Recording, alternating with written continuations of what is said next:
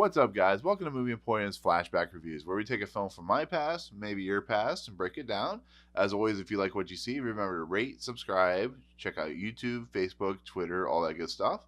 Email nlapola1138@gmail.com. So I was deciding between a couple films. I may have thought of doing about Almost Famous or Enemy of the State, but I wanted to do something that is really well known. A lot of people love the movie. I know a lot of you guys have seen it. I've definitely seen it many times.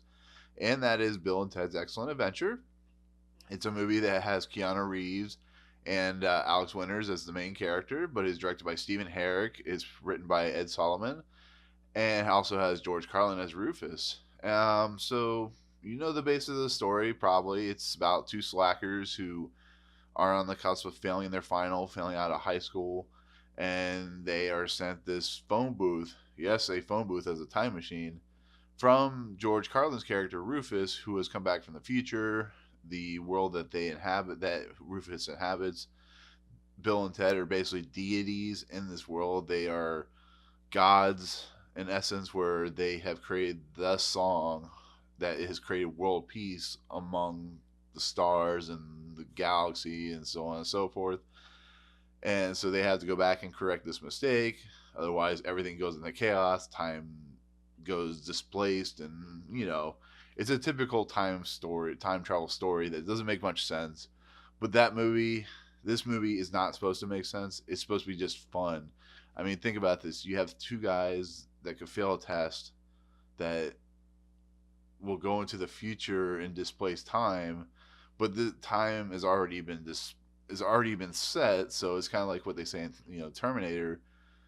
Time is what we make it, whatever. But so Rufus comes back and they go on this adventure, and they basically bring back all these historical figures, everything from Joan of Arc to Genghis Khan to Billy the Kid, and we got this crazy story about them visiting these places and the different levels of their knowledge. They're calling Billy the Kid William the Kid, and they're calling Socrates or Socrates. I even did it. They call him Socrates because the movie is just so memorable.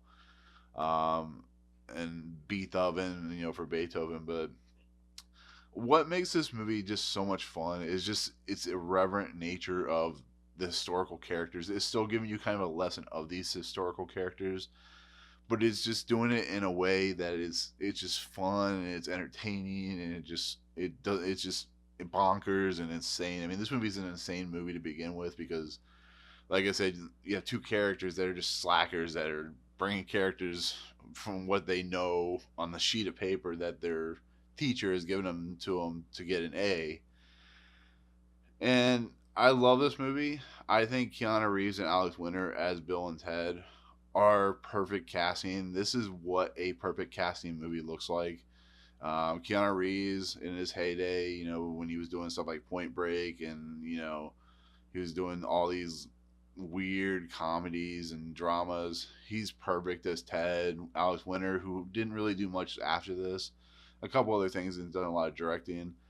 He is perfect as Bill, and I just think that with Keanu Reeves, even with The Matrix and John Wick, this is one of his defining roles, and I think he's just so much fun. I think they're just having fun, and they're just going all out, and having George Carlin as Rufus. George Carlin's an amazing actor. Rest in peace, and he brings so much fun, humor, levity to two characters that are just insanely weird and just stoners, and even though they're not in drugs, and the fact that they can take those characters and they can inject them into a world that is very self-serious. Most of the characters in this movie are self-serious until they meet Ted. Ted's father is a police officer who's trying to get him to go to military school, and Bill's father is married to a high school woman who just came out of high school, and she's a floozy, and so on and so forth. But I guess the real stars of the movie are the historical figures. They're funny, they're over the top, they're kind of like parodies of their characters without being true disgusting parodies, I guess you could say. But I think my favorite characters are kind of are Beethoven and maybe Genghis Khan and Socrates. And I just love this. I love the fact that you know, they're giving you, like I say, they're educating you. But then there's a scene where they go to a mall and all hell breaks loose, and the police have to arrest all these historical figures, and they take them to the father's police station. And after Bill and Ted rescue Napoleon from a water park where he loves the water park, they have to go and rescue these guys from the police station. But they have to figure out how to do it, and they figure out we're going to use a time machine or the phone booth, go back in time and set up these things, which doesn't make a lot of sense because if you think about it, they're setting up things in a police station which should be heavily protected. Doesn't matter what time of day, but they put keys and they put a trash can. Somehow they hang it from the ceiling. But that's the charm of this movie. You kind of have to look past them, the faults of the movie itself. Because if you don't, you won't have fun watching this movie. And this movie is more about fun than it is about realism. Because, I mean, if you think about it, Joan of Arc and Genghis Khan, Billy the Kid, they were very violent characters, and they would never do something like this. But as long as you suspend your, belief and stuff like that. But the mall scene is a lot of fun. The last scene where they're, doing the whole kind of montage of the characters and what they've learned about being in San Dimas, because they have to learn they have to bring these historical figures and kind of explain what they would have thought about being in San Dimas on this day, which I think came out in '88 or something like that. '89 is when the movie came out.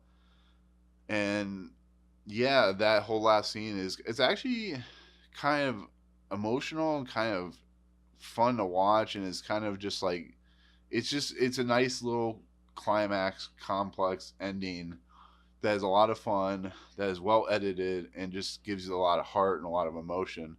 And that's why this movie is so awesome. I haven't even gotten into like the Rufus character. Rufus is just he's an amazing figure in this story because he's not in it very much, but what he's in it, he, like George Carlin, exudes fun and humor, and he just has that air about him that you can tell that Keanu Reeves and Alex Winter are just like impressed by and amused by, and you could tell that they loved him in this movie. And Stephen Herek, who has done a lot of crap, sorry, but he does a nice job directing this movie. This movie is more hinged on the fact that you got Bill and Ted and Rufus and all these historical characters, but he does a nice job with the pacing and eventual editing that he has his editors do, and the music, which is very 80s but a lot of fun. And it's a movie that as long as you, like I said, you go in with a suspension of disbelief, you're gonna have a lot of fun, you're gonna enjoy it, and you're gonna have a good time. I mean, like I said, it's only 89 minutes long too, so that always helps. But Bill and Ted's Excellent Adventure, one of the best comedies of the last 30 years. We'll always remember, especially for Halloween Horror Nights. Rest in peace on Halloween Horror Nights. But yeah, that's all I'm gonna say about Bill and Ted, because you should definitely check it out. So, but thank you so much for watching my review of Bill and Ted's Excellent Adventure. As always, if you like what you see, remember to check out YouTube, Facebook, and Twitter. Email nlapolowoman3@gmail.com.